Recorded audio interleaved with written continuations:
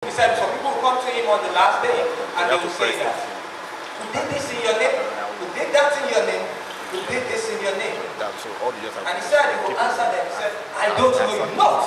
Before he calls their works of iniquity, the first thing he said, I don't know you. We don't have relationship. There is nothing of me in you for you to be able to produce what is of mine. So therefore, their works is of iniquity. So this is leading me to my very first point, which says that as much as works can be evidence of our faith, having faith in our works will mean we have no faith. I don't know if you get that. Let me say it again.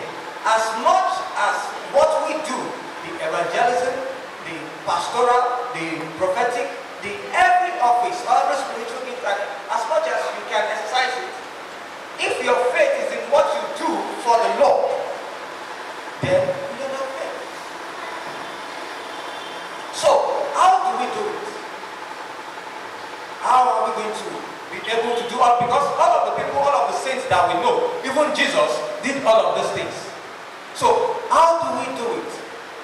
Last night I was thinking about this, I was all prepared and I was ready to kind of come and do this. But God taught me something new. In a very strange part of the Bible, I wasn't expecting to meet this seat that we are talking about in that part of the Bible. It's something very familiar, most children can recite it. It is in Psalm 23. And that's what we are going to be reading today before we close. So let's open our Bible to Psalm 23. We are reading the old verse. We are starting from verse 1. It's just 6 verses. We are starting from verse 1. We are going to be taking it gradually, trying to see how David was able to achieve sitting in the Lord. So let's read verse 1. The Lord is my shepherd, I shall not want. Do you notice? His first phrase was, the Lord is my shepherd. That makes me his sheep. And one thing you should know about sheep is that they don't have a will of their own. They are all dependent on the shepherd. There is nothing a sheep can do. If you see a sheep that is doing something by itself, it's a strange sheep. If you see a sheep alone without a shepherd, it's the shepherd that directs it to the water it will drink. It's the shepherd that chooses if he's going to eat the peel of yam today or the grass tomorrow. It is what the shepherd gives to the sheep that the sheep accepts. You understand? And another thing in that phrase is that claiming that the Lord is my shepherd. I think we all should know that the Lord, the person is referring to in the Lord is Jesus Christ. As much as that phrase is in the time before Jesus Christ, I believe that David was operating in the prophetic when he was writing that. That's what I believe. He was referring to Jesus Christ. So, like we are supposed to be seated in Christ today, David was admitting, was giving his life to Christ. That, Baba, come and take care of me. Then he goes ahead from there to say, I shall not want. This is the shocking part for me yesterday. Because until yesterday evening, each time I read, I shall not want, what I hear is that God has provided everything. And so, I don't need anything, so I cannot want anything. But God showed me another angle. I'm not saying the previous one is wrong. I'm just saying God showed me another angle. What he showed me was that, now, because I have given myself to the shepherd, I lost the right to desire. Did you get that? Because now I am being in the hands of the shepherd. The shepherd is the one leading me. The shepherd is the one dictating when I sleep, when I eat, when I do everything I do, what I do, where I do it. So I lost my right to desire anything. Do you notice that he did not say, I do not want. He said, I shall not. It's not like, it's not, even though I do have wants, but I shall not. So sit in Christ, one thing that matters is how you surrender. The more you surrender your life, the more of Christ you have. Now let's see it. In the beginning, when God created Adam, he was just flesh, and God gave him his spirit. So as much as Adam had a choice, he had no choice. Because the only operating system in that hard way was the Spirit of God.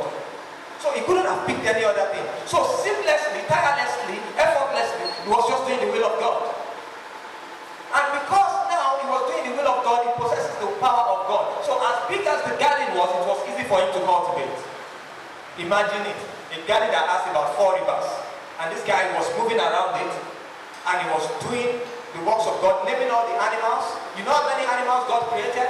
We don't, even as much as we have many animals in Nigeria, we have not seen them all. And one man named them. That can be tiring, if not for the power of God. But because the Spirit of God was in this man, that even though he possesses free will, because he knows only one will, there was no any other choice. Until the deceiver came around. And for the first time, man had a chance to choose. And he chose wrong.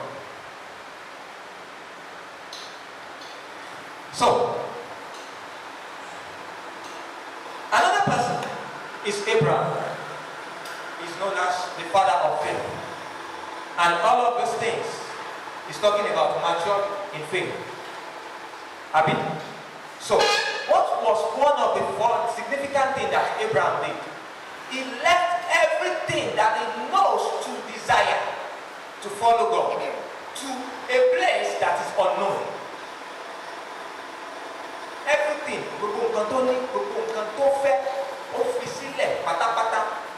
to follow God. And everything. Another thing he did, he waited for decades to have a son. Although he had Ishmael, but then he had Isaac. And one day, this God that he served, that he trusts, that they have a cordial relationship, asked for Isaac. I need that child, alive. And without questions, Abraham took the child to go and sacrifice for God. That's the man. Even though, do you know how much he wants that child? They lost the right to desire anything but what God desires for him. He maketh me to lie down in green pastures.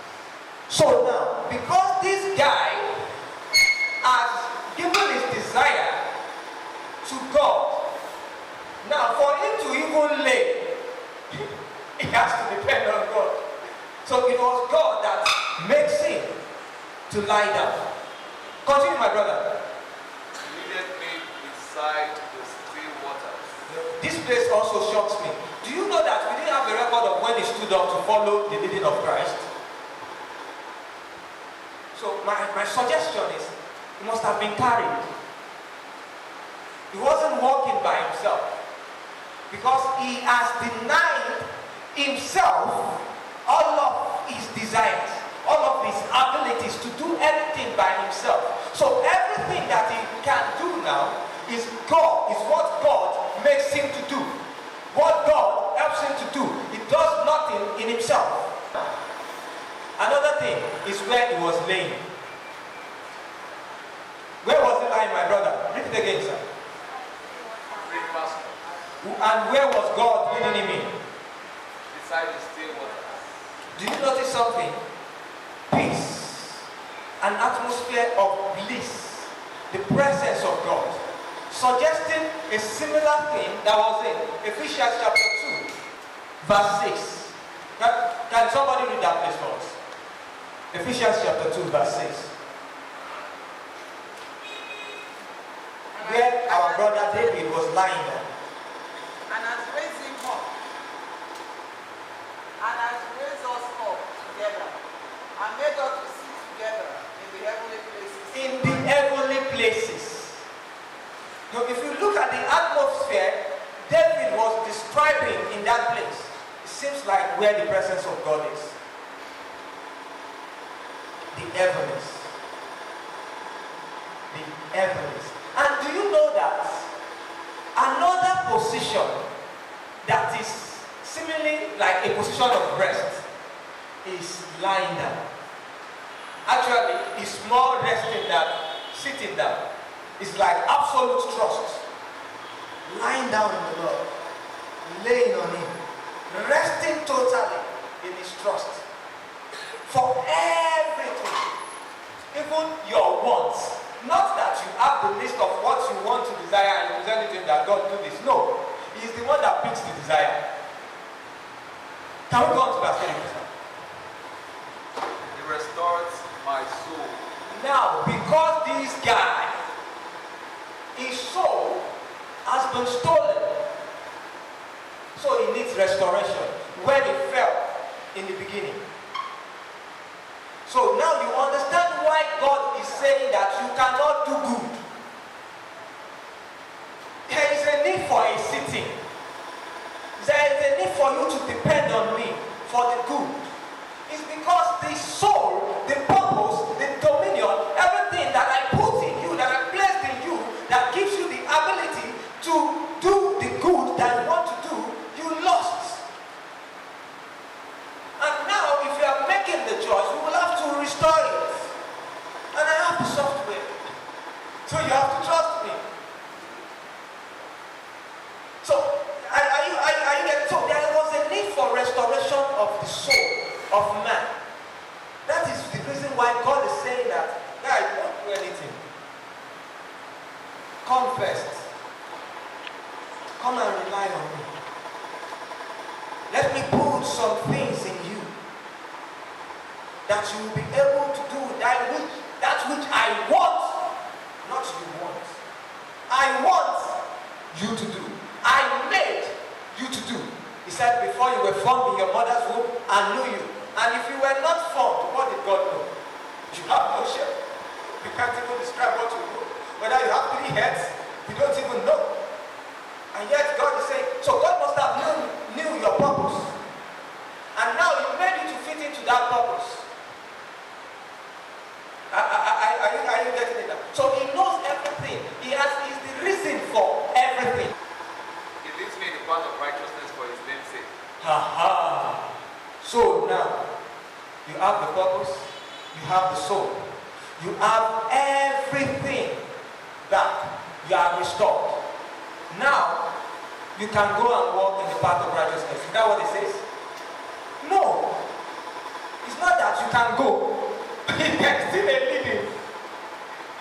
We cannot lose you 2 times. So you are not standing up. Even the things you want to do, you still have to do in me. You are not standing up. There's still a living. There's still a dependence. You cannot go. There's no going. It is my work that I will do. You are just the donkey. You are just the vessel. And he said, why? For His name's sake. God has to protect His name. Because now you have been walking with Him. People have been seeing you with Him. And now you carry His banner. You cannot lose anymore. You cannot be a loser anymore. Now, there is only one thing that you can do. Win. And to make sure of that, God has to monitor it. You are His investment. Now, He has invested twice. Are you getting it? No businessman wants to lose that kind of investment. If I love a business so much, I lost my money the first time, and the second time I went to recoup and I put my money there again. The second time there will be more police monitoring the business. I'll put more effort. So you cannot go alone. God cannot afford to leave you alone again. Let's continue, sir. Yeah, though I walk through the valley of the shadow of death, I will fear no evil. Let's go. For thou art with me. My soul is restored. I have dominion. I have everything. I'm seated in Christ. I go, Timba walk in the valley of the shadow of death. I guess you might go. Let the devil come. I'm not alone. He cannot fear. There cannot be fear. When you are seated in Christ, all your fears are taken away. When you are seated in Christ, I repeat, fear in small letter cannot exist in you. Because all your focus, even the shadows of death, you cannot see. His glory will cover everything. My brother, continue. I will fear no evil, for thou art with me, thy rod and thy staff, they comfort. God bless you, my brother. You know, sometimes we allow our five senses to speak to us. The eyes, the ear, and others. And some information can get to us. And when we are now losing focus because of what we allow out of our own mistake, and now we want to get out of our resting place, God will now bring out his staff and his rod. We are my sheep, come back, come back. And because we have enjoyed his pleasure, we have known that this is a God that loves us, so as much as he chastises us, we receive it with joy. So it's comfort, it doesn't give pain. That's where the comfort comes from. It chastises us. The Bible says the child the father loves, he chastises. So everything is to bring us back to our sitting position. Everything the Lord is doing is to bring us back. So sometimes when you are losing trust and you are trusting in your finances, God touches it. Sometimes when you are losing trust because God has blessed you with children and you are so addicted, you say, come and sacrifice it for me. It's not because he is wicked. If he is wicked, you will allow Abraham to kill the boy. It's because there has to be a winning. Because this boy, this son of mine that has been relying on me, is now so blessed and is getting blinded by his blessing that I gave to him, and is losing his position of rest, and I have to bring him back because he's my investment. So, to win you back out of that thing that is distracting you from the Lord, the Father chastises you. He calls you back and come back here. Try to bring you back. Can we continue? That he shall not want. But God that made him, that made his flesh, is the one that put all of his desires and his wants there. And because he is a God that cares for all, since he's the one that put the desires there, he fulfills them. So much more that you have more than enough. But as much as you have more than enough, you have to recognize that it is still for him.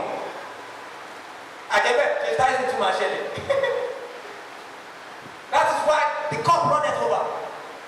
Everything Abraham had it in abundance. He said in riches, he has it in abundance. Adam has it in abundance. Everything has been made before now. That was why someone like David can speak of it. These things he's talking about, they are future tenses, they are things that are yet to happen. Even the mother of Jesus was probably somewhere in some rooms.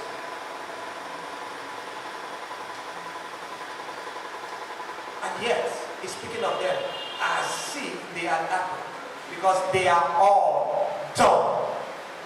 D-O-N-E. Done. Everything has been done.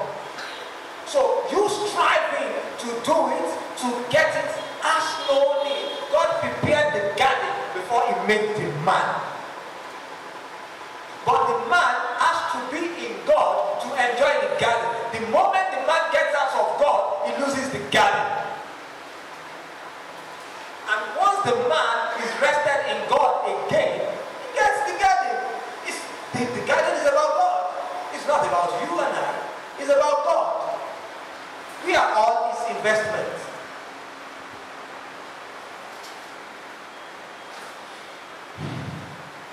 Can we continue? Surely goodness and mercy shall follow me all the days of my life, and I will dwell in the house of the Lord forever.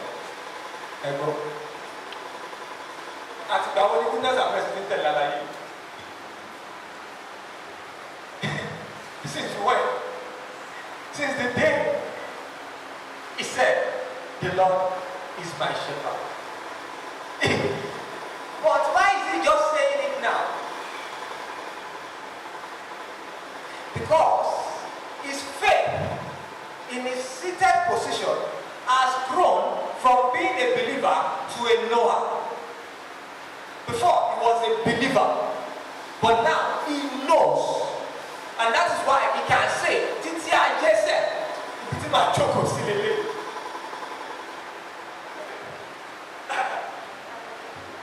Are you getting it? So in the life of a believer, there is no standing. To fulfill everything, at his standing on, at his walking on, everything is in a seated position. It is God who works through us. We cannot do it. Imagine Adam in the Garden of Eden, naming all the animals, and God had no altercation of whatsoever. Everything he did was the way God wanted it done, because it was God in the body of Adam doing what Adam was doing. No Adam. And this is what David knows, why he will always ask for permission before he takes a city.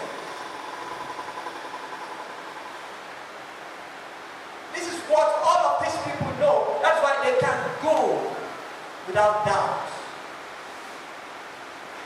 When the Baal priests were against Elijah, and they have struggled of what they can do, Elijah was so sure of what God was going to do. He told them, and guys, they're going to see what that. When you are in God, when you are seated in God, you will get out of, you will grow out of believing. You will become a knower. That even when challenges come, you know. It's no more a belief. There's no space, there's no doubt. No matter how small it is.